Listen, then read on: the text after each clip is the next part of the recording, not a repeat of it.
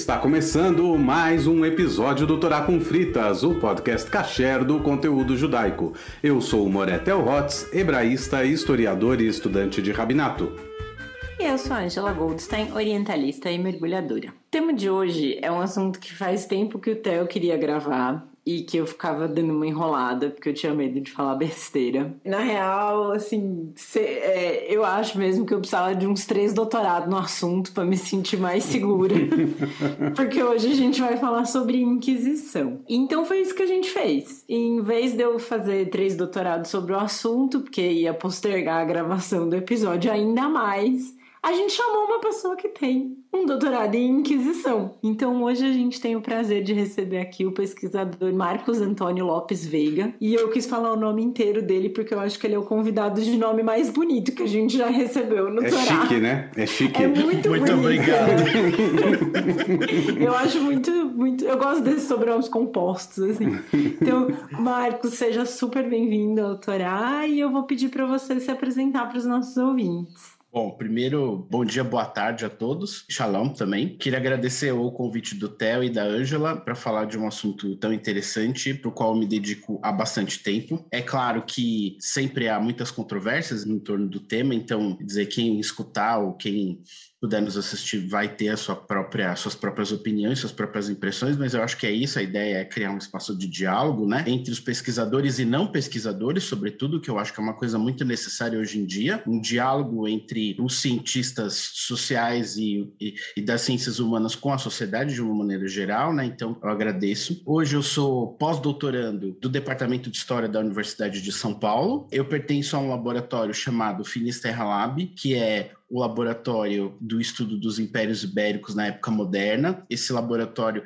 ele é dirigido pela professora doutora Ana Paula Torres Megiani e pelo professor Pedro Luiz Pontoni. Também pertenço ao grupo de estudos de história ibérica moderna. A gente tem um site na internet, então depois, se vocês quiserem, eu passo os endereços para as pessoas que se interessarem eventualmente em saber o que está sendo feito, né? Não só em termos de pesquisa da Inquisição, mas de outras pesquisas também, de história global. A gente lida muito com a história global, a história atlântica e múltiplos temas que se relacionam com a história moderna e com a história contemporânea, porque obviamente é inevitável que a gente trate das duas. E eu tenho me dedicado aos estudos da Inquisição sob vários aspectos, em vários prismas, desde 1999. São muitos anos estudando a historiografia da Inquisição, os documentos da Inquisição dos tribunais inquisitoriais e também falando sobre o assunto, discutindo. Então, vai ser um prazer falar com vocês e responder as perguntas e a gente debater um pouco também. Perfeito, Marcos. Maravilha. Muito obrigada. E sim, com certeza a gente quer esses links, esses endereços para passar para os ouvintes. A gente coloca na newsletter e na descrição dos episódios também, que acho que o pessoal vai se interessar bastante. Mas eu acho que pra gente começar, assim, eu vou te fazer umas perguntas que são inclusive dúvidas minhas, imagino que possam ser dúvidas dos ouvintes também, que é uma contextualização mais básica do assunto, porque eu realmente me lembro de ter estudado pouco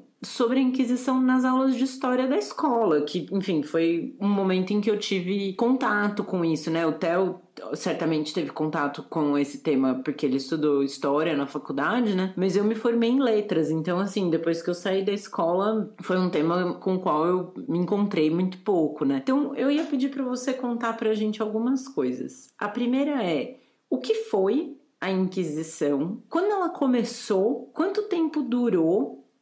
E onde aconteceu? Onde ela está geograficamente localizada, né? Assim, então, uma localização de tempo e espaço e de o que foi.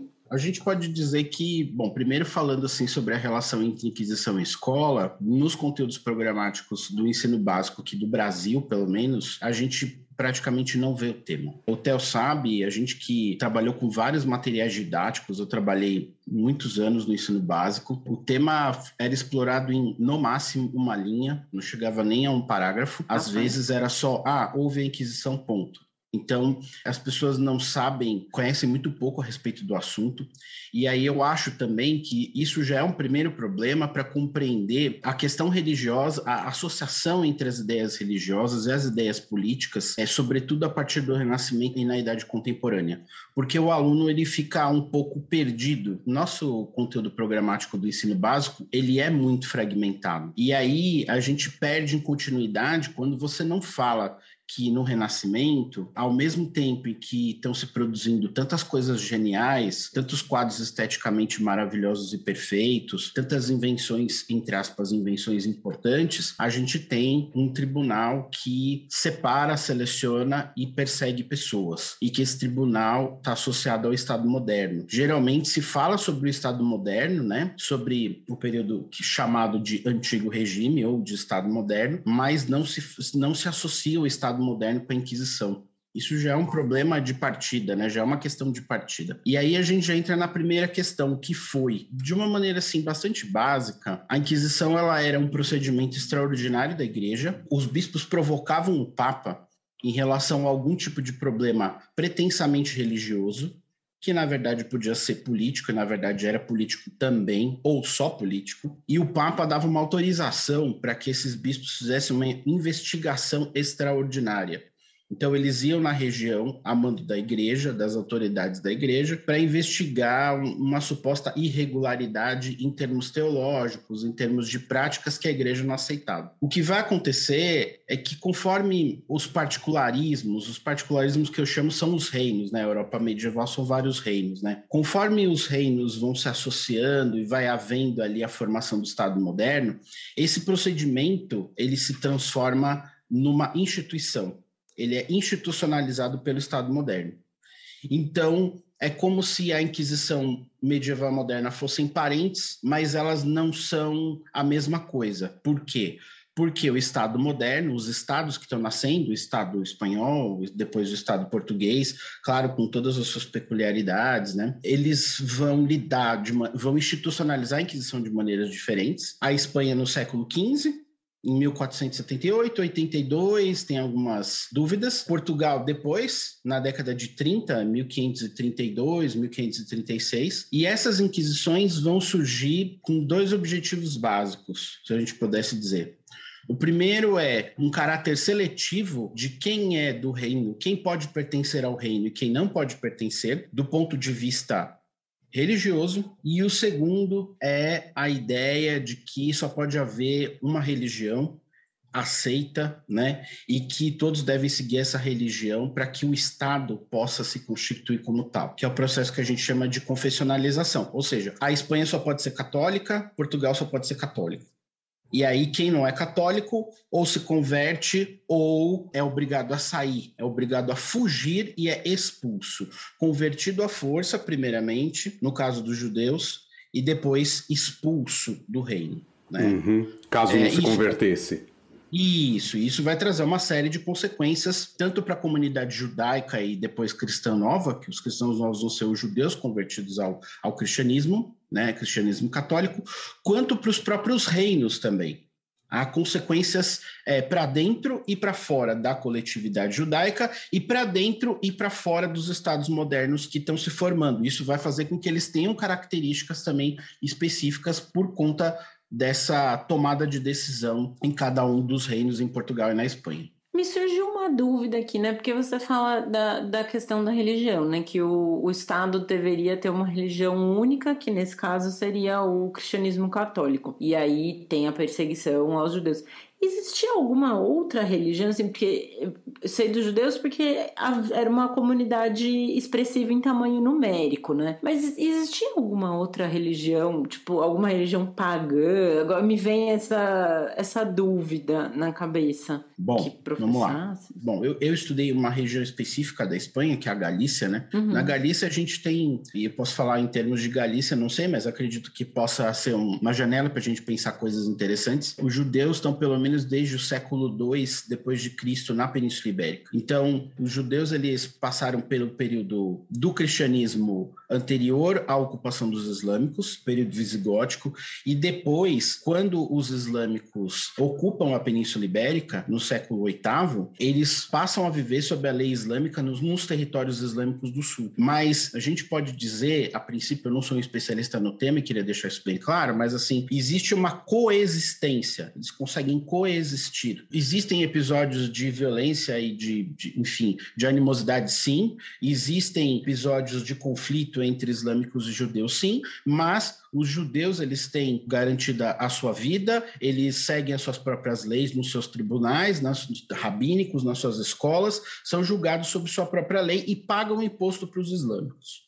Então, a gente tem esse panorama. A partir do momento em que começa a haver um movimento de conquista dos territórios islâmicos pelos senhorios cristãos, e isso vai durar durante muito tempo, o final desse período de ocupação, que é chamado de reconquista, mas que tem uma série de problemas, enfim, é um problema historiográfico usar o termo reconquista, é um problema historiográfico falar sobre a reconquista, eu também não sou especialista em reconquista, aliás, nós vamos dar um curso sobre isso, então agora eu estou sendo obrigado a pesquisar sobre o assunto, né, sobre heresia e reconquista, vamos dar um curso de pós-graduação lá na USP, agora no primeiro semestre de 2022, eu e o professor Carlos Nogueira, mas no finalzinho desse período, começam a haver animosidades e começam a haver problemas, sobretudo entre os cristãos e os judeus. Então, conversões forçadas, acusações, assassinatos, julgamentos sumários em territórios dentro de reinos, em senhorios dentro de reinos, isso no século XIV. E, obviamente, que não é à toa que o século XIV é tão problemático em relação a uma série de coisas, a gente já sabe, por conta do grande tópico da crise do século XIV, né, que é um período de escassez, de fome, de crise generalizada em vários territórios da Europa. E a partir desse momento, começam a haver muitos tumultos, conversões, violências e assassinatos nas vilas e cidades ibéricas. E o ponto final, entre aspas, de resolução, para resumir bastante, é esses conflitos, essas brigas, esses assassinatos, essa situação que parece que vai sair de controle, tanto em relação aos senhorios e aos bispados, quanto em relação ao Estado que está se formando, é a criação da Inquisição. Então, a fantasia, não sei se a fantasia, mas a ideia de que a Inquisição vai dar conta de regular e controlar esses conflitos. E, obviamente, que existe a conivência e um judaísmo, uma judeofobia que já tomaram conta dos círculos intelectuais, dos círculos teológicos e que acabam pressionando os reis católicos a tomar a decisão de criar os tribunais e também eles próprios com a sua visão a respeito desses conflitos, né, muito pressionados por uma judeofobia, um ódio judaico dos homens comuns. Não vou falar popular, porque popular é anacrônico, mas dos homens e das mulheres comuns. Nesse período em que a Inquisição é instaurada tanto na Espanha quanto em Portugal, ou se a gente pudesse focar um pouco em Portugal, embora tua área seja a Galícia, no momento que esse tribunal é instaurado, enfim, para tentar investigar, controlar ou, de certa forma, regulamentar esse cristianismo oficial, que é o cristianismo católico, e, portanto, começa a haver perseguições às outras minorias. A gente falou de judeus, falou de muçulmanos. Existem protestantes já em Portugal nesse período? E como que é a situação desses protestantes? Eles também são alvo dessa Inquisição? Eu imagino que eles sejam, se houvessem já. Eu imagino que tinha, porque a primeira tradução da Bíblia ocorre no século XVI, 1500 e alguma coisa, pelo João Ferreira de Almeida. Primeira tradução para o português, uma tradução protestante. Mas eu imagino que eles fossem um número muito pequeno em relação a tudo isso, mas eles eram vistos como uma heresia cristã? Como que era isso? Você tem ideia? Eu falei, acabei esquecendo de falar, responder o que a Ângela tinha me falado. Então eu vou falar de uma maneira geral das outras confissões religiosas, vou aproveitar. A Ângela perguntou assim de crenças que não fossem as três grandes religiões, né? O islamismo, o judaísmo e o cristianismo. Sendo que os judeus e os islâmicos depois vão ser obrigados a se converter ao cristianismo, né? Em conversões forçadas e depois vão viver sob a égide do cristianismo católico dentro desse Estado e vão ser controlados, observados, primeiro vigiados, depois observados, vigiados e controlados. Acho que a ordem é essa, né? Observados em relação ao que estão fazendo e vigiados e controlados para que não transgridam o que a igreja chamava ou concebia como algo ortodoxo ou adequado. Na verdade, esses traços de paganismo, Ângela, eles permanecem em vários aspectos assim da vida cotidiana da Península Ibérica, em crenças e superstições, em determinadas práticas cotidianas, inclusive judaicas, que eu vi na documentação, coisas muito interessantes. Muitas dessas práticas a Inquisição vai ver como práticas de feitiçaria e bruxaria, né? Bruxaria depois que é, enfim, um tema à parte, mas sobretudo de feitiçaria. Então, a sobrevivência do uso desses ungüentos e fórmulas, do uso dessas orações que vão virar feitiços, dessa tentativa de controle de uma realidade que é tão sofrida por um grupo da população que é empobrecido. Então, aí a gente...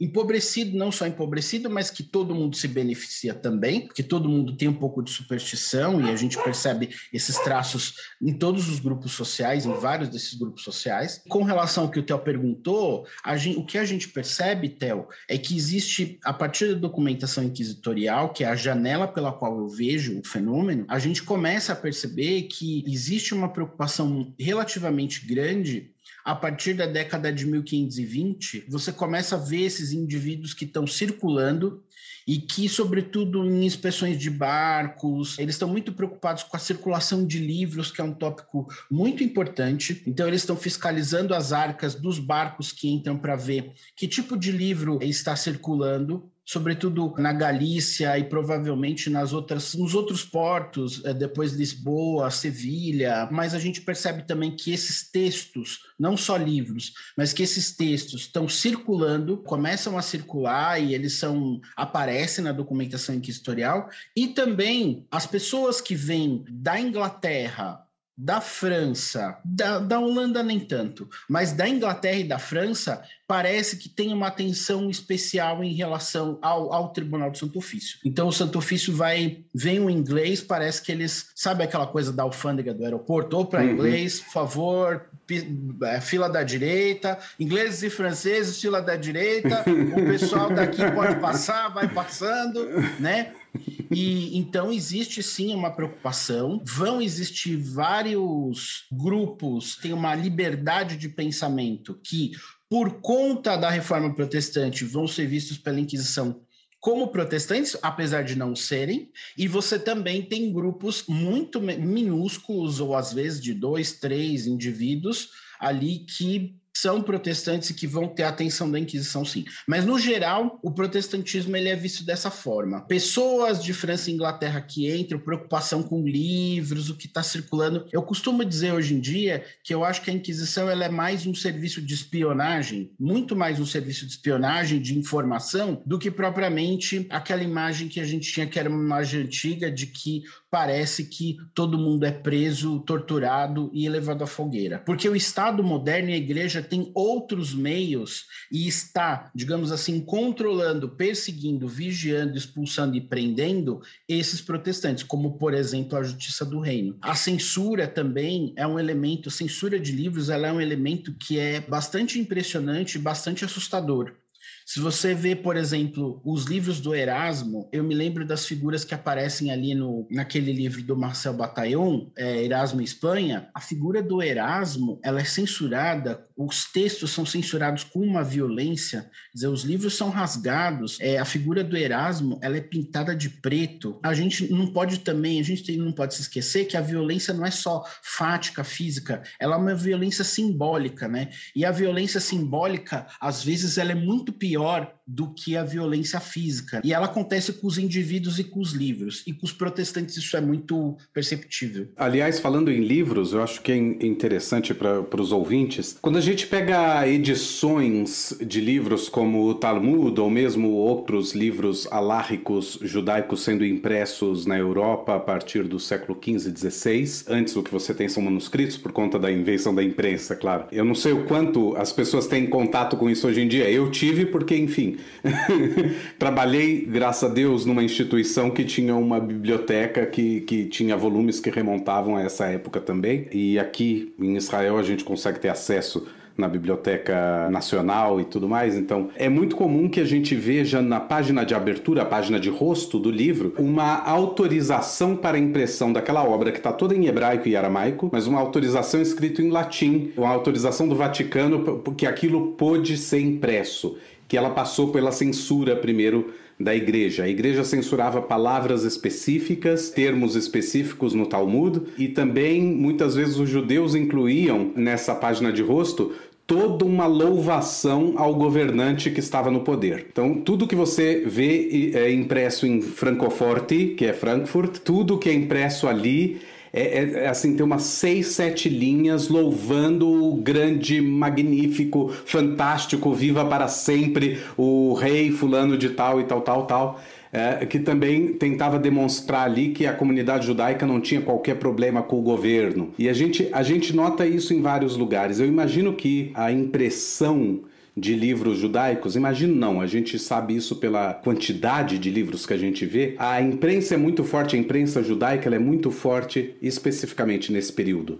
Na Itália, a primeira imprensa judaica, especificamente judaica, é na Itália, em Sontino. Na Alemanha, na região da Alemanha, notadamente Frankfurt. Em locais do leste europeu, em geral Cracóvia ou Varsóvia. E não ia muito além disso, né? Mais para frente começa a ter alguma coisa mais na Rússia. E a gente nota que não tem impressão desses livros na Espanha e em Portugal, nesse período. E também é interessante, eu acho que essa eu acho que é a grande contribuição, uma das grandes contribuições desse papo aqui, é entender que a Inquisição, apesar de ser uma instituição, por assim dizer, da Igreja, ela depende da autorização do Papa para ser instalado, mas ela vem como um desejo do Estado Nacional, de cada Estado Nacional. E isso, só para ilustrar para os ouvintes, Yosef Karo, que é o grande rabino que escreve o Shulchan Aruch e faz o grande compêndio de lei judaica, ele é nascido na Espanha em 1470 e poucos, se eu não estou enganado, 80 e poucos. O que significa que ele escapa criança junto com a família da Inquisição, da expulsão dos judeus da Espanha. E a primeira parada dessas pessoas, dessa família, é justamente na Itália. E a gente não para pensar que nesse período a Itália era um dos lugares mais seguros para os judeus viverem na Europa. E é lá o berço da igreja e tudo mais. Então, quando a gente começa a pensar a Inquisição só como algo que vem da igreja, a gente perde um pouco de perspectiva. Ela é algo que vem mais do lado do Estado, como uma ferramenta de repressão do Estado, do que particularmente uma ferramenta universal da igreja sobre os católicos. Ela é muito política, né? Muito instrumentalizada, politicamente instrumentalizada. E isso, assim, eu fui me dar conta mais agora ouvindo, né, o que você e o Marcos estavam falando e enquanto eu estava me preparando para a pesquisa do episódio, né? Não deu tempo de fazer o doutorado que eu gostaria, né? Mas, assim, me chamou muito a atenção de como isso é algo muito político, né? E eu tava lendo um livro da Anita Novinsky para estudar para o podcast, e aí tem uma coisa que eu marquei aqui que eu achei muito interessante, porque me lembra de uma coisa que o professor Michel German falou num outro episódio que a gente gravou com ele, agora eu não vou lembrar, a gente já gravou 2, que ele fala assim que genocídio gera lucro, né? Ele fala isso a respeito do nazismo.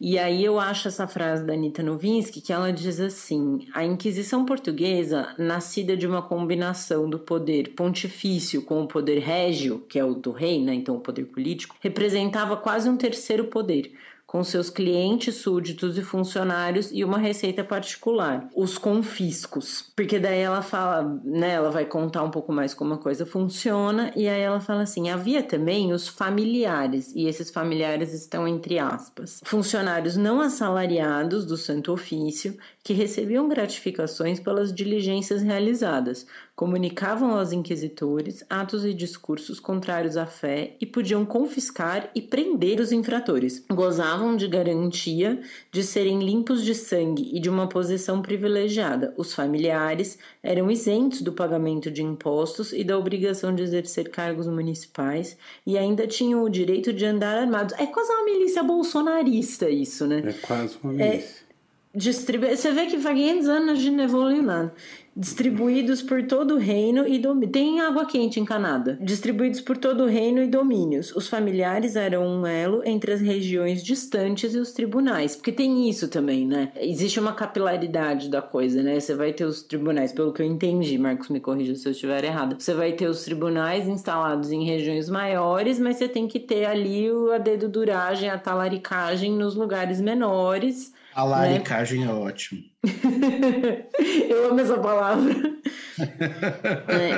Que, junto com a população geral, esses familiares foram integrantes ativos daquilo que se tornou o motor propulsor da Inquisição, que são as denúncias. Então era isso, você ia até as denúncias, né? Você falava, então, sei lá, você tem um vizinho que você não gosta muito e aí você denuncia o cara por judaizar, e isso pode ser verdade ou não. Mas aí outra coisa que ela fala aqui, peraí que eu vou pegar a Anitta de novo, que ela fala assim que a denúncia dependia, né, o crédito da testemunha dependia unicamente do arbítrio dos inquisidores, né? E ele fala assim, distinto do processo comum, para o processo inquisitorial, qualquer denúncia era válida, independentemente da idoneidade dos denunciantes. Poderiam ser anônimas, secretas, sem qualquer comprovação ou vinda de toda a qualidade de pessoas. No tribunal, era o Zap da época. Exato, era uma madeira de piroca. Anos, e a única coisa que melhorou é que agora tem geladeira e água quente encanada.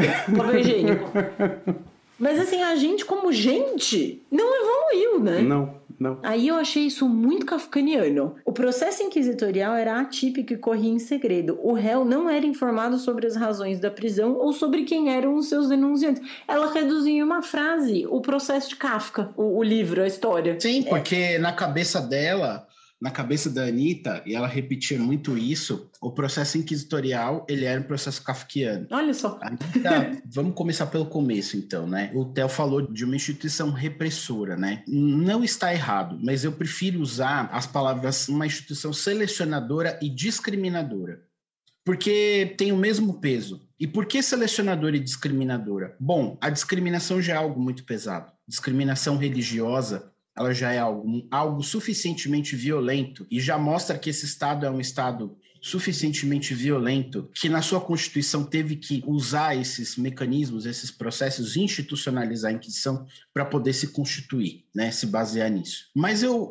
digo que é selecionador porque uma parte, quando houve a conversão geral dos judeus, quando se tomou a decisão da conversão, 1492, um grupo de judeus decidiu se converter e ficar porque eram judeus de corte. Uma parte ficou na corte, em volta da corte. A gente sabe o conhecido caso aí do Isaac Abravanel, que era um homem que resolveu ficar na corte espanhola, entre outras famílias, às vezes privilegiadas, às vezes não tão privilegiadas, que gozavam de alguma distinção, não precisa ser necessariamente privilegiado ou rico, mas que ficaram, se converteram e ficaram gravitando em torno da corte, ou tinham algum mérito ou alguma distinção, e resolveram arriscar e permanecer. Agora, isso não significa que o processo de conversão e expulsão não tenha sido absurdo, arbitrário, desumano. Você imagina pessoas tendo que pagar um imposto por cabeça altíssimo para poder permanecer mesmo depois de convertidos, então vendendo as coisas assim na rua de uma maneira desesperada, os seus objetos pessoais, de culto, de rito, suas posses, dando seu dinheiro para poder pagar um pedágio para poder pertencer a um reino e a uma religião com a qual não se identificavam. E muitos deles precisavam do dinheiro para fugir. Então, aí conecta com aquilo que o Theo tinha falado antes. E quais vão ser os locais de fuga? Bom, primeiro Portugal, que é o lugar mais próximo, né? Então, muitos atravessam a fronteira, vão ter vários problemas, vão ser roubados, vão ser impedidos de entrar em Portugal. É um episódio dramático da conversão forçada geral e depois da migração desses judeus castelhanos para Portugal. E outros vão sair, vão para outras regiões. Então, assim, esse episódio é um episódio muito dramático. Agora, a gente precisa entender também a cabeça da Anitta. A Anitta, eu demorei muitos anos para entender a cabeça da Anitta. A Novinsky, né? Anitta Novinha. Eu chamo ela de Anitta porque ela foi minha orientadora, então conhecia ela muito bem, posso dizer que conhecia ela muito bem. A Anitta, ela era uma pessoa que via a Inquisição com os olhares primeiro de filósofo e não de historiadora. A formação original dela, né? Ela era filósofa e com um olhar e uma metodologia de trabalho, uma forma de trabalho com as fontes históricas muito própria dela e de livre pensadora. Ela não se preocupava em se filiar a escolas, ela tinha uma liberdade epistemológica muito grande. E isso é uma coisa boa por um lado e é uma coisa ruim por outro. Tudo tem, digamos assim, dentro do espectro do positivo e negativo, você tem aí várias questões, várias vantagens e desvantagens. E a Anitta era uma pessoa profunda conhecedora de literatura, sobretudo de literatura ocidental e judaica, e também de psicanálise. Então, para você entender a cabeça da Anitta, você tem que saber que é uma pessoa que está olhando para a Inquisição com os olhares de uma literatura judaica, e aí a gente usou o exemplo do Kafka, mas tem vários, ela citava vários outros autores de literatura. Ela falava muito do Leon Feuchtwanger, que acho que Feuchtwanger, acho que é esse nome, que escreveu A Judia de Toledo. Ela falava do Kafka, ela falava do Romain Rolland, ela falava de uma série de autores de literatura que foram importantes para ela pensar isso. Mas também ela pensava muito a partir do ponto de vista da psicanálise. O cristão novo, a Inquisição. Então, ela tinha um olhar muito mais contemporaneizado da Inquisição do que propriamente moderno. Moderno no sentido de idade moderna. Isso. Às vezes faltava para ela uma coisa mais contextualista, eu acho, sabe? Havia algumas projeções ali que eram assim, que prejudicavam um pouco, desfocavam um pouco alguns fenômenos que ela estudou. E aí entra num outro tema que é bastante polêmico, que é assim, a comparação da Inquisição com o Holocausto. Porque, claro, a Inquisição e o Holocausto foram dois fenômenos, duas atrocidades absurdas e inaceitáveis, mas apesar de terem pontos de contato, foram fenômenos muito diferentes. Também são fenômenos aparentados, foram paridos da mesma besta, que é o ódio aos judeus, que é uma judeofobia, mas que aparece em cada período histórico de uma maneira diferente, com uma configuração diferente. Então, eu acho que a Inquisição, no caso da Anitta, é muito contaminada pela visão que ela tinha a respeito do Holocausto. E, claro, pela própria vivência dela. Eu aconselho vocês a verem o discurso dela de professora emérita, que está online, né? Ela fala muito sobre a vida dela. A vida dela foi uma vida muito difícil, muito sofrida. Então, é como se ela também tivesse ali falando um pouco da experiência dela quando ela falava desses documentos da Inquisição. E aí tentando se entender, e daí por isso a psicanálise, a literatura. E por isso ela fala que o cristão novo é um homem dividido, que é, no fundo, o que o Freud está falando sobre a neurose, né? Um homem dividido e que tem ali um conflito. Tem um conflito que traz um sofrimento. Mas no caso dela, ela pensava assim. Aí ela tentava entender como que essa divisão e esse conflito se deram a partir dessa perspectiva. Mas demorei muitos anos para entender a cabeça dela, muitos anos, porque a cabeça dela era uma cabeça muito sofisticada. Ela era muito generosa, por um lado, porque ela falava muitas coisas, ela compartilhava com a gente muitas ideias, mas ela sabia guardar também muito bem os segredos e as coisas que ela não queria contar e as ideias que ela queria publicar e as ideias as coisas que ela achava. No final, ela começou a, digamos assim, chutar o pau da barraca, ela começou a falar o que ela achava mesmo. Ela falou, já não devo nada para ninguém, né? E ela começou a falar o que ela pensava, problematicamente, inclusive, várias vezes. Mas era uma pessoa que tinha um pensamento muito sofisticado, muito complexo, e era uma pessoa que tinha, assim, ela emocionava a gente com a palavra, sabe? Então, ela convencia, apesar das reservas críticas que eu tenho ao pensamento dela. Era uma pessoa bastante interessante, com uma produção muito considerável a respeito do tema. Não, com certeza. Inclusive, quando a gente falou, né, nas nossas redes, a gente falou para os ouvintes que a gente ia falar de Inquisição, mais de uma pessoa falou, não pode deixar de mencionar a Anitta Novinsky, e realmente a gente não poderia mesmo deixar de mencioná-la, né, uma pessoa, em termos de Brasil, especialmente, assim... Não, ela foi assim, central, além de né? ser uma autoridade, sim, além de ser uma autoridade, ela foi uma pioneira, né, Uhum. Tanto que ela vai receber uma homenagem agora em 2022. Me parece que tem 2 professores do Departamento de História. Eu não sei se isso está confirmado, mas me parece que ela vai receber uma homenagem, vai haver um evento em homenagem à obra, à memória, né, da Anitta. Então, o pensamento dela continua circulando e continua... Eu acho que o mais importante de tudo é que ela era uma figura controversa e polêmica e que ela alimenta o debate. Então, isso é muito legal, porque a gente continua falando sobre isso, continua discutindo, continua falando, continua entendendo, né, criticamente, e ela é uma figura muito importante. Não, com certeza, mas me chama muito a atenção, assim, esse trecho que eu li antes, né, que a gente estava comentando, de que existe um lucro a ser gerado em cima disso, né, e que, assim, ultrapassa, então, a barreira da religião, né, da igreja como instituição religiosa, né, igreja... Não é só uma questão de teologia e de heresia, né? Exatamente, tem ali Não é. Não é. Dinheiro a ser ganho, né? E isso é muito asqueroso, assim, né?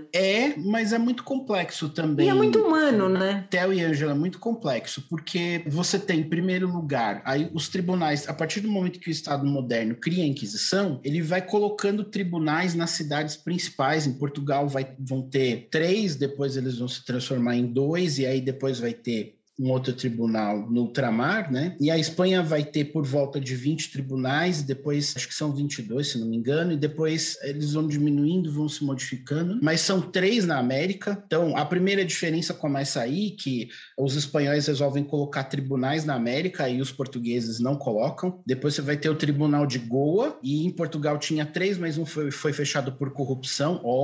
Que surpresa! Gente, é só água quente encanada mesmo, que evoluiu.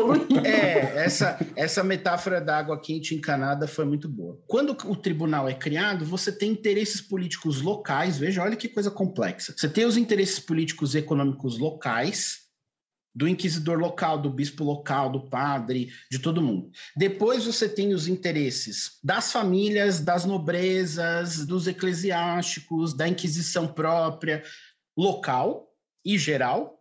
Depois você tem os interesses do reino, das justiças, das grandes nobrezas, da corte, da realeza e dos reis.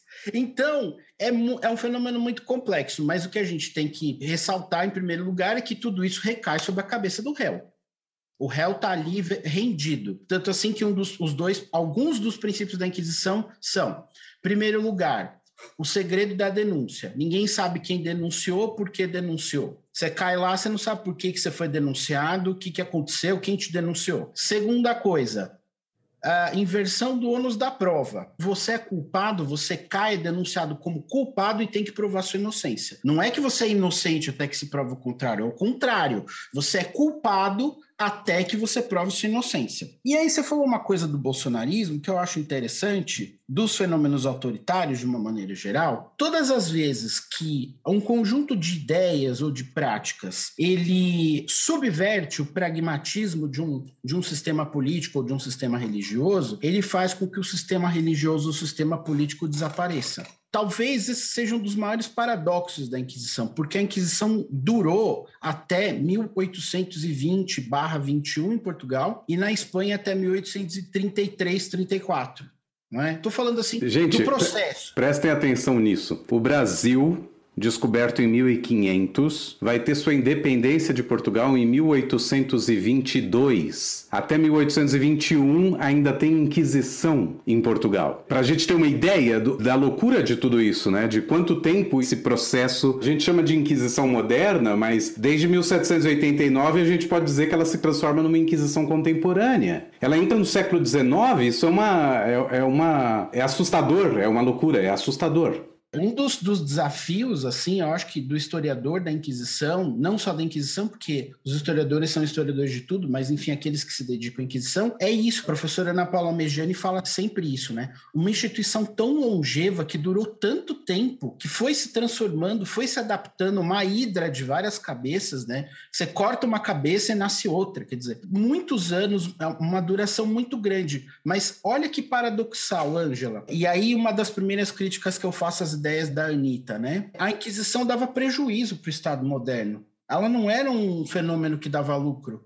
Então, por que manter um órgão que dá prejuízo, mesmo com os confiscos? Isso a historiografia já amplamente comprovou, começou com José Martínez Milán e depois já veio com outros historiadores que o leram e que lançaram outras teses falando sobre isso. Quer dizer, a ideologia ela se sobrepôs ao pragmatismo econômico, ao pragmatismo, ao princípio de digamos assim, o princípio de realidade. Então, mesmo mantendo o prejuízo, a gente precisa ali, para manter todo esse edifício, esse castelo de cartas, a gente coloca uma única carta ali para sustentar tudo isso. Então, não é que a Inquisição sustentava, ou o próprio tribunal, ou a igreja, é muito pelo contrário. A Inquisição dava um grande prejuízo, porque você tem uma burocracia gigantesca, todos eles recebendo prebendas são salários, você tinha, entre os familiares do Santo Ofício, comissários, inquisidores, você tem um corpo enorme de pessoas ali que estão recebendo dinheiro do Estado moderno. E os cargos de comissário e alguns outros, eles são vitalícios e eles passam para o filho. Eles passam... São hereditários. É hereditário. Então, era uma coisa muito feia que o Estado sustentou e que durou muito tempo. Então, assim, a Inquisição não dava lucro. A Inquisição dava prejuízo em todos os sentidos. Agora, aqui eu comecei a pensar numa coisa. Quer dizer, sendo essa instituição que está dando prejuízo e tudo mais, dá para entender o quão importante foi para Portugal a descoberta das minas de ouro e metais, né? E metais em geral em Minas e tudo mais, porque isso ia dar uma sobrevida a todo esse sistema. Claro que a gente sabe também que esse ouro vai ser usado também para pagar dívidas com a Inglaterra, porque Portugal já estava pegando dinheiro com a Inglaterra para poder se financiar, para poder continuar existindo. Quer dizer, no final das contas, se investiu na instituição de algo que acabou abalando a própria estrutura desse Estado moderno, mas que chegou a tal ponto, também kafkiano isso, chegou a tal ponto que ele não conseguia se livrar dessa instituição. Ele volta pra te morder, né? É um bicho que você cria e ele volta. É igual o jogo da cobrinha da Nokia. De uma hora você tá ganhando, mas quanto mais você ganha, maior a cobra fica mais difícil. Mais difícil fica e uma hora ela se morde e você perde o jogo. Você não tem como ganhar aquele jogo. O que eu ia te perguntar antes, Marcos, que me chamou a atenção, eu tinha lido isso no livro da Anitta e me fugiu da cabeça e você retomou o tema. Eu me apresento sempre como orientalista, né, para os ouvintes, e que é a minha área de estudo na academia. Meu mestrado foi em literatura goesa, literatura indiana, né? Então me chama a atenção que isso tenha chegado a Goa também, né? E eu tive em Goa há 11 anos, então em 2011 eu fui a Goa quando eu estava fazendo a minha pesquisa do mestrado. Mas, assim, ainda hoje existem bastantes católicos em Goa, e existem muitas igrejas ainda, né? Goa é engraçado, Panjim é a menor capital da Índia e a menos populosa. E é engraçado porque Panjim parece uma cidade de interior, assim, uma cidade brasileira do interior. Ela tem meio que a mesma vibe, assim, né? Tem as igrejinhas azuis e brancas. A vibe portuguesa. A vibe da colônia portuguesa. A vibe da colônia portuguesa. Mas eu me senti super em casa, assim, em Goa. Muito interessante. E foi muito engraçado, porque ainda fala-se português, né, em Goa. Poucas pessoas, mas ainda fala-se português. E eu cheguei e eu tinha entrado em contato com uma senhora que era a responsável de uma das bibliotecas que eu queria ir lá consultar, e eu mandei um e-mail pra ela avisando e tal, né? E aí eu lembro, avisei quando eu ia chegar e tal, e aí eu lembro que eu cheguei e eu entrei na biblioteca e tava olhando, assim, meio perdida. Aí, de repente, eu ouço uma voz assim, "És aluna de Elder?" E eu, nossa, gente, eu tô na Índia, tem alguém falando português comigo, pera, né, deixa eu voltar pro corpo aqui. E aí era essa senhora, a bibliotecária, ela me reconheceu sem nunca ter me visto. Ela me reconheceu. E foi muito engraçado. E aí com ela eu conheci um pouco ali do lugar, né, de Goa e tal. Mas me chamou muito a atenção saber que teve um tribunal inquisitorial em Goa, porque eu acredito que em Goa não havia uma comunidade judaica. E em 2011, quando eu estive lá, não vi qualquer traço disso, né? Mas existe ainda uma comunidade, como existia à época, né? Uma comunidade hindu. E hoje em dia, muito grande. Eu lembro de ter conversado com um taxista quando eu estava lá, que falava que tem aumentado em Goa a comunidade muçulmana e a comunidade hindu tem diminuído por uma questão de famílias, assim, que as famílias muçulmanas costumam ser mais numerosas e as famílias hindus costumam ser menos numerosas, assim, não é por nada, é só pela maneira como as pessoas são, né? E não existe, assim, uma rixa de hindus e muçulmanos, né? Ali em Goa, é só como uma coisa. Mas me chama muito a atenção essa história da Inquisição em Goa. Quem eram os alvos em Goa? A Inquisição, ela sempre atua sobre aqueles que são cristãos. Então, quem não é cristão não está sob digamos assim, a égide ou os olhares vigilantes, o escrutínio dos inquisidores. Acontece que você tem um território ali que era um território português, e não só um território português, que já vem sendo estudado há alguns anos por vários historiadores, não só da Inquisição, mas historiadores sociais, sobretudo de Portugal, agora um pouco do Brasil, e era um território muito importante, muito significativo, inclusive para demonstrar, ele era importante estrategicamente para a coroa portuguesa, em primeiro lugar. Em segundo lugar, era um território importante para aqueles que iam para lá ocupar algum cargo, inclusive porque, salvo engano, Goa era um vice-reinado, então você tinha vice-rei e tribunal da Inquisição, o que mostra que Goa era diferenciada em relação às outras, digamos assim, bordas dos outros territórios do Império Português. E também, sempre a gente tem que pensar, uma das coisas assim, acho que não é tão recente, da historiografia da Inquisição, e tem historiadores brasileiros que contribuíram muito para isso, portugueses e brasileiros também, é a ideia de que a Inquisição, ela tinha também um caráter imperial, no sentido de que ela tinha uma visão quer dizer, para dentro do reino, mas também tinha uma visão para fora, tinha uma visão do império, tinha uma visão dos territórios, das possessões a respeito, o próprio Estado vai fazer com que a Inquisição tenha esse olhar para esses outros territórios.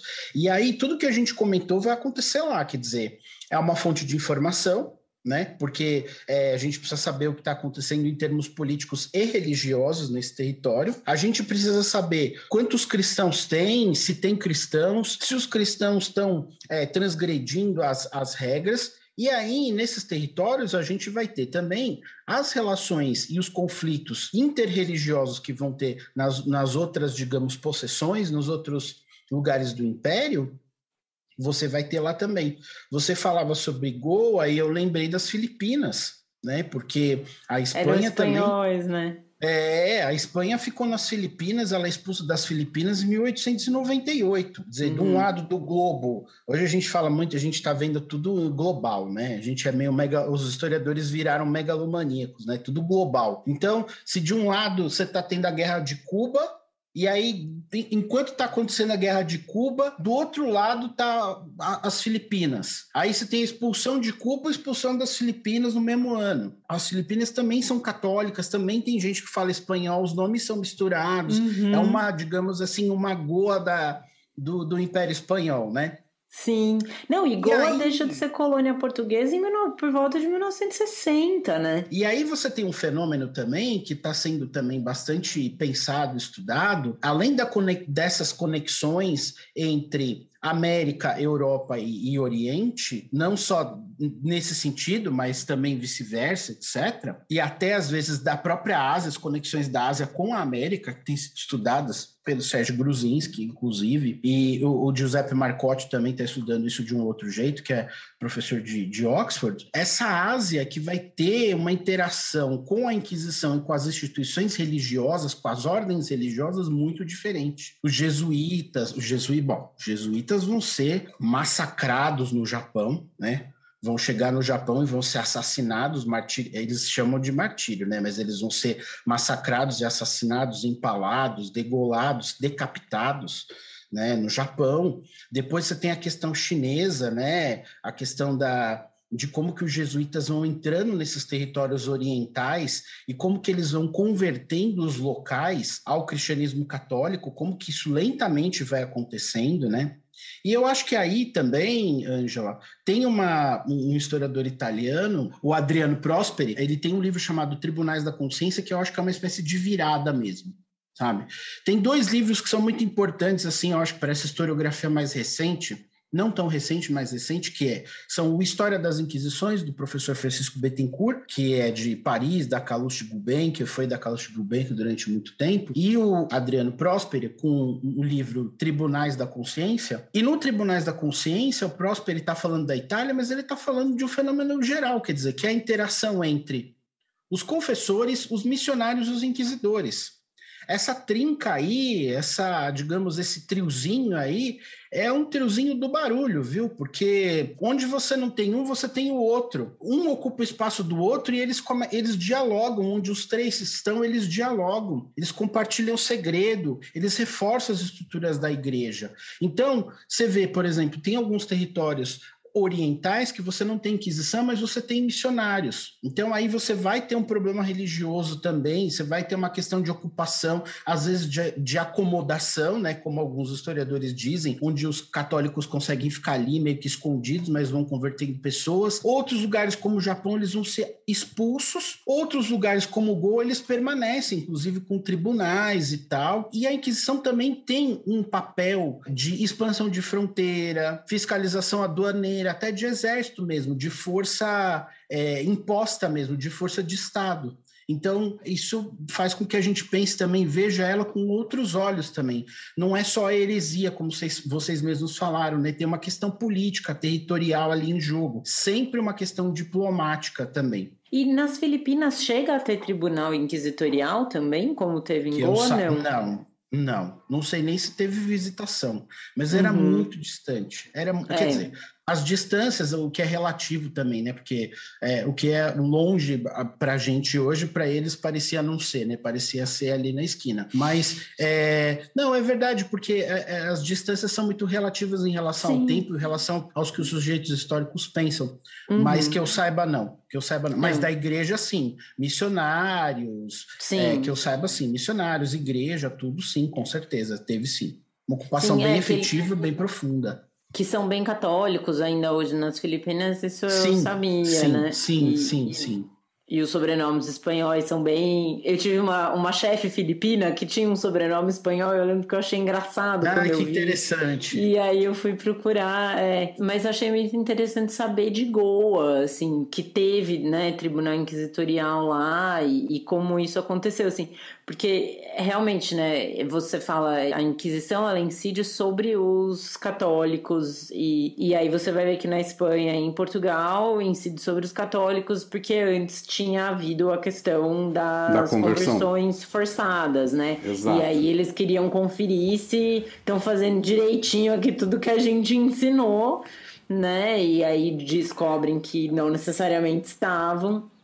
Mas em Goa, talvez tenha incidido sobre pessoas da região. Cristãs velhas. Cristãs velhas,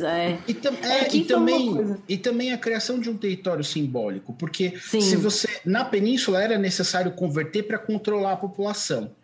Nos outros domínios, você só tem, digamos assim, você só consegue controlar quem é convertido. Mas aí tem um limite de quem você consegue converter ou não, né? E isso determina também quem você controla e aí que território é esse, né? Porque Goa é um território pequeno, né, na Índia. Agora, a Índia é imensa, né? Agora, Goa é um território super pequeno. Eu acho interessante pensar como que no Brasil, especificamente, nessa colônia, uma enorme colônia, né? Não teve nenhum um tribunal instalado? Quais seriam as razões para isso? E como se deram essas visitações? Elas tinham alguma sistemática, alguma constância, ou era aleatório, demorava muito tempo? Como é que foi toda essa situação? Porque eu acho que isso influencia também grandemente na dificuldade que encontram muitas pessoas que querem pesquisar genealogia para descobrir aí se tem algum antepassado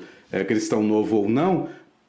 Eu imagino que se não tem um tribunal e não tem visitações, se não tem visitações com muita frequência, eu imagino que então documentação fica meio escassa, já que quem fazia a documentação era basicamente o batismo da igreja. Se aquele cristão novo não tem por que ter medo da Inquisição, ele não batiza o filho.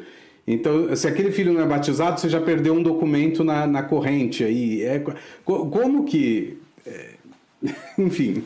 Na América Portuguesa a gente não teve instalação de tribunal, a gente só tem algumas visitações e mais uma vez a gente também percebe que existia um olhar estratégico em relação a essas visitações. Acho que são momentos específicos, não vou me lembrar aqui dos contextos, mas eu sei que a primeira visitação é no século XVI, né? E me parece que é no período da União das Coroas Ibéricas, da monarquia hispânica, então tem a ver com isso, então a gente já tem uma questão aí política. Esse período foi um período fundamental para entender tanto os destinos da América Portuguesa posterior, quanto também da Inquisição e dos poderes da Igreja. Acontece que aqui na América Portuguesa tudo é diferente. E os problemas que você tem na península, eles, na minha visão, eles se complexificam. Então, você tem pessoas que, para fugir do Tribunal do Santo Ofício, mudam de nome. Isso já é um primeiro problema. O João virou Pedro, o Pedro virou José, o José virou, sei lá... As pessoas mudavam de nome para tentar fugir da Inquisição. As pessoas mudavam de nome. E de sobrenome, muitas vezes.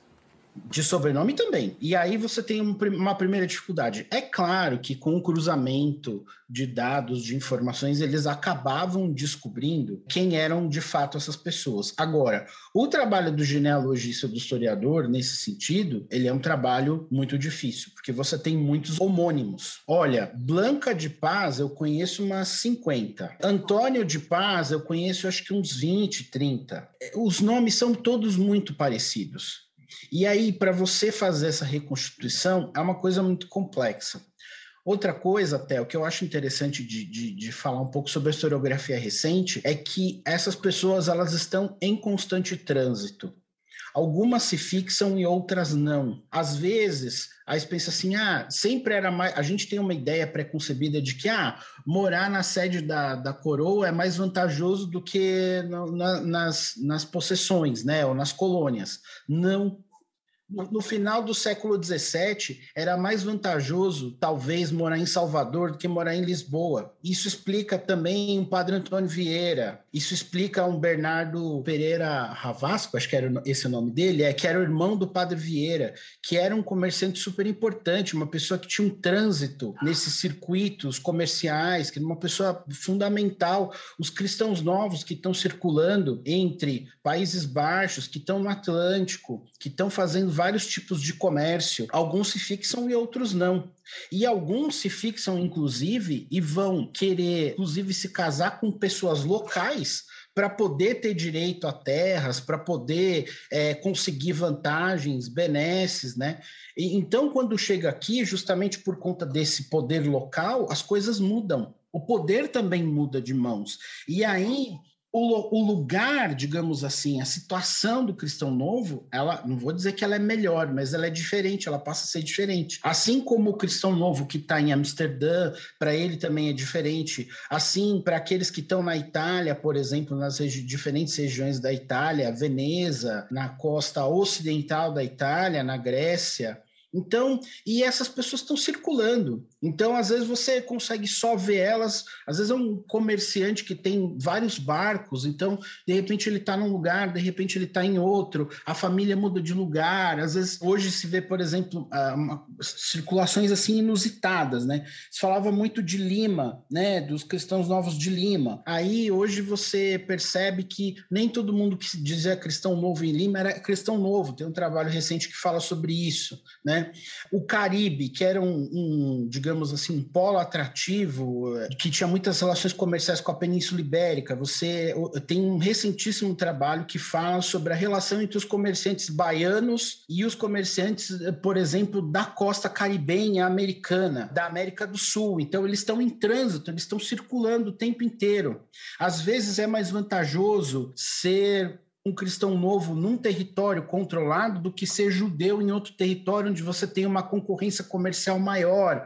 Tudo isso é muito relativo. E esse mundo entre judeus e cristãos novos, dessa gente da nação, é um mundo muito complexo. Muito complexo. Bom, agora, diante de tudo isso, sei lá, eu queria pontuar algumas coisas e no final fazer uma outra pergunta. A primeira delas é pontuar que durante muito tempo, a gente falou da Inquisição que ficou em Portugal até 1821, mas a monarquia portuguesa continua até 1910. E é só em 1910 que passa a ter uma república em Portugal e, portanto, só a partir daí que vai ter uma separação de religião e Estado. A partir de 1911, o parlamento português separa oficialmente a igreja e o Estado, e Portugal passa a ser um Estado laico, mas só está separada, ela não deixa de ter religião oficial. A religião católica continua sendo religião oficial e, portanto, a única a ser, teoricamente, a única a poder existir no Estado português até 2001, gente. 2001, finalmente sai a lei sobre tolerância religiosa em Portugal, permitindo a existência de outros templos. Então, por exemplo, a Sinagoga de Lisboa, quem visita Lisboa e vê que a sinagoga é bem retraída, assim, para dentro do terreno, ela era coberta também com muros, porque ela não podia aparecer para o público. E é só depois de 2001 que o muro é derrubado e que a sinagoga passa a ser visível. O mesmo acontece com igrejas protestantes e outros templos religiosos que existiam e que existem porventura em Portugal. Eu acho que essa pontuação é uma pontuação importante a se fazer. A outra pontuação é que o Brasil passa a ser um Estado laico e ter registro civil a partir de 1890, na prática, porque 1889 é a proclamação da República, mas é no final do ano, então é só depois do Carnaval de 1890 que as coisas passam a funcionar. No Brasil, no Brasil. Obviamente. Só que a Inquisição já não existia desde 1821, e lembrando, essas visitações eram meio que esporádicas, sobretudo concentradas no século XVII e XVIII. É o grande... Embora tenha no século XVI também, mas 17 e 18 é onde está a maior parte das visitações. E de novo eu pontuo, por isso a dificuldade de encontrar documentação. Você consegue voltar a documentação até 1890 e depois disso passa a ser caçar agulha em palheiro para conseguir remontar uma árvore genealógica que chegue até antes. Esse é o problema. Não adianta você achar um parente processado pela Inquisição. Para provar algum tipo de judaísmo, você teria que conseguir voltar por matrilinearidade até antes da Inquisição começar. Ou seja, retornar até 1400 e alguma coisa, ou 1520 até, né? Já que é a partir da década de 30 que ela é instalada. Então, não é que eu estou dizendo aqui desistam de seus sonhos. Não é isso. Mas saibam que fazer essa pesquisa genealógica é extremamente difícil mesmo, e muitas vezes profissionais demoram muito para conseguir fazer tudo isso, e amadores muito mais tempo até. E por último, não, eu acho que era só isso. Então, por último, eu vou dar um spoiler, que o Marcos já aceitou voltar para conversar com a gente sobre genealogia judaica. Exatamente. Né? Então, mas acho que, Marcos, você tem ainda mais alguma consideração? Não, eu só queria agradecer vocês. Não sei se ficou mais alguma dúvida, se vocês querem fazer alguma outra pergunta, mas eu já agradeço de antemão o convite de vocês, do Theo e da Ângela, e estou à disposição para aquilo que vocês precisarem, e se quiserem conversar mais e também esclarecer, tirar alguma dúvida, eu estou por aqui. Aliás, já que você abriu, você sabe, né? Judeu você não pode abrir para ele fazer pergunta que ele faz. Sabe de nada, inocente. A gente está com um episódio um pouco longo hoje, mas existe diferença entre criptojudeu e cristão novo, essas coisas se encontram em algum lugar ou são duas coisas completamente diferentes? O que você pode dizer para a gente isso? Eu vejo assim, cristão novo é todo aquele que foi convertido à força ou não, a maioria à força, judeus convertidos ao cristianismo católico. A partir daí, você tem uma gama, um universo muito grande de crenças, vivências, identidades religiosas, né? Não vou chamar de subjetividades, porque a subjetivação durou 500 anos até a Idade Contemporânea, mas a criação das subjetividades. Mas, enfim, de identidades e de vivências da vida e de vivências político-religiosas. E daí você chamar todos os cristãos novos de criptojudeus é muito complicado, né? O criptojudeu seria aquele que continua observando o judaísmo supostamente, em segredo. o criptojudeu é aquele que continua vivendo o judaísmo em segredo. Mas aí a gente tem algumas perguntas. Que judaísmo é esse? Primeira pergunta que a gente se faz. Porque provavelmente não tem sinagogas no porão, né? Não tem. E quando tem a expulsão, uma das grandes perguntas que a gente tem é: para onde foram os livros, as bibliotecas, para onde foram as autoridades judaicas, o que aconteceu com as autoridades judaicas, como que as autoridades faziam para manter contatos mínimos com as famílias, se as famílias foram separadas ou não dessas autoridades. E daí tem o tal do fenômeno do marranismo, que é super polêmico, que a ideia é como se fosse um judaísmo à procura de um cristão novo. Pode dizer assim, ou então um judaísmo que está no cristão novo, mas que nem ele sabe o que é, formado por reminiscências, memórias, práticas, etc. Mas aí, nem todo cristão novo é criptojudeu ou marrano, porque aí você tem um universo de formas de viver essa conversão e esse trauma, acho que a palavra é essa, né? Esse trauma, que são muito complexas e muito amplas. Então, daria um episódio fica a sugestão, daria um episódio de podcast só para falar sobre isso. Maravilha, aceitamos.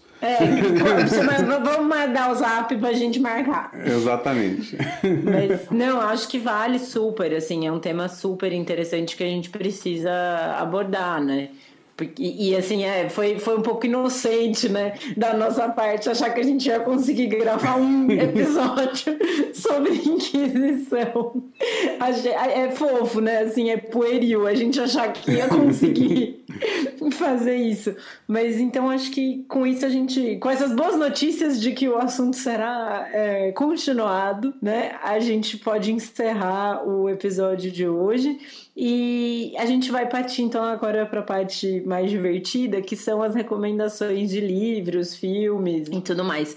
Eu queria recomendar um filme que é O Nome da Rosa, com o Sean Connery, e tá disponível no HBO Max. É um filme bem bacana, assim, o Sean Connery é um padre meio Sherlock Holmes, assim, que vai descobrir mistérios, e aí de pano de fundo tem um tribunal da Inquisição rolando ali.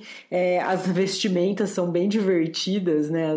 As roupinhas dos juízes da Inquisição são um show à parte ali no filme. Theo, Marcos, que indicações vocês teriam? Bom, eu indicaria, além do filme, também o livro do Umberto Eco, O Nome da Rosa, claro. Eu indicaria o filme O Judeu, do João Tobias Ulay. É um filme brasileiro, filme nacional, filme que demorou anos para ser feito, enfim, tem toda uma história, mas ele é basicamente a história de Antônio José da Silva, o judeu, que foi um dramaturgo e tudo mais, era cristão novo e acaba sendo processado num processo kafkiano desse e morto pela Inquisição. O filme é realmente é um vencedor, esse filme, porque na época ele enfrentou todo o problema econômico do período Collor e tudo mais, ele teve que ser interrompido. 2 atores que faziam o filme morreram no meio do tempo que o filme estava interrompido, então tiveram que refazer o roteiro para continuar esse filme. Então ele tem problemas ao ser assistido, É um filme difícil de ser assistido, mas que vale muito a pena mesmo. Recomendo o livro O Último Cabalista de Lisboa. Eu já recomendei esse livro antes, mas acho enfim... que no episódio de sobrenomes, né? Mas enfim, eu acho que fica aí a recomendação de novo.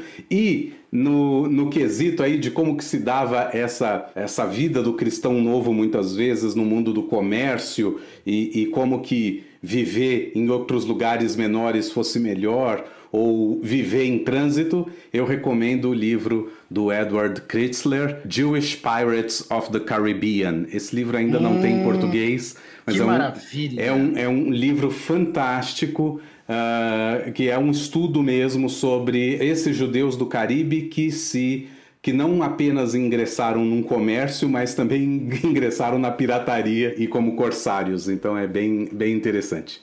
Ah, o Caribe hoje tá pegando fogo, tá todo mundo estudando Caribe hoje. Todo mundo estudando Caribe. Todo mundo que trabalha com tráfico de homens africanos e mulheres africanas escravizados, os cristãos novos como comerciantes, a questão das dinâmicas comerciais e políticas, enfim, nas possessões espanholas. E tem uma tensão triangular aí em Inglaterra, Espanha e Portugal, né? Isso, é o Atlântico, né? Que a gente chama de história atlântica, né? Sim. Eu tenho uma curiosidade profissional muito grande acerca do Caribe, porque tem pontos de mergulho excelentes. Eu ainda preciso ir lá. É maravilhoso mergulhar, eu adoro também. Nossa, no Caribe ainda não tive oportunidade, mas uma das coisas que mais relaxa na vida é mergulhar, é uma maravilha mesmo. Pra mim é a que mais relaxa. A outra relaxa. Que relaxa eu não posso falar porque minha mãe ouve podcast. Mas...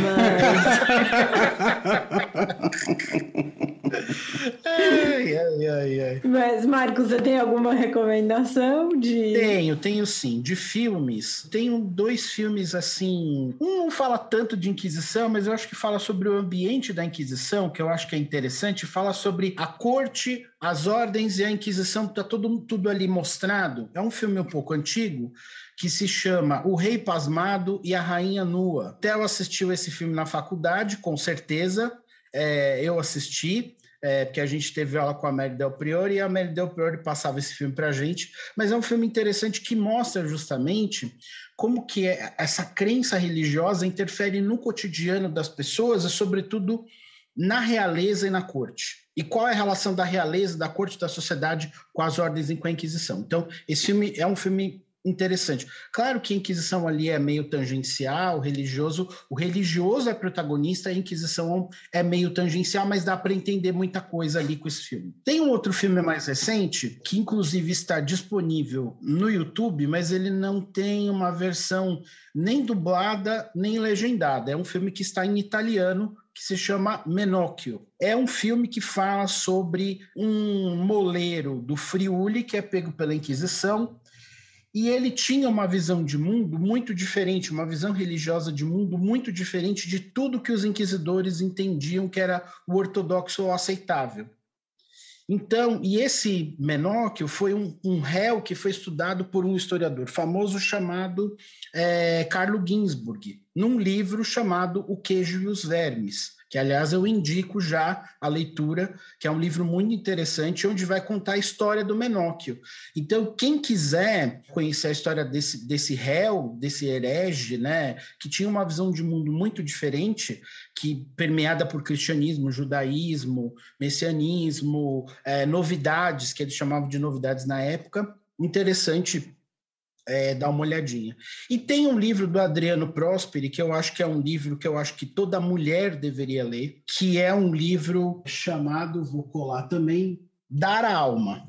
Dar a Alma. O Adriano Prosperi, ele estuda nesse livro um processo do século XVIII de uma mulher, ela perde um filho.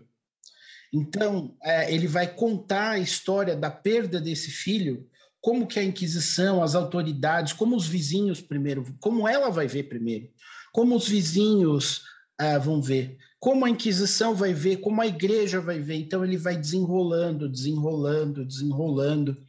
E eu acho que é um livro muito importante para os homens e mulheres pensarem sobre o papel da mulher na sociedade, no passado e no presente. E eu acho que é um livro que homens e mulheres vão ler de maneira diferente.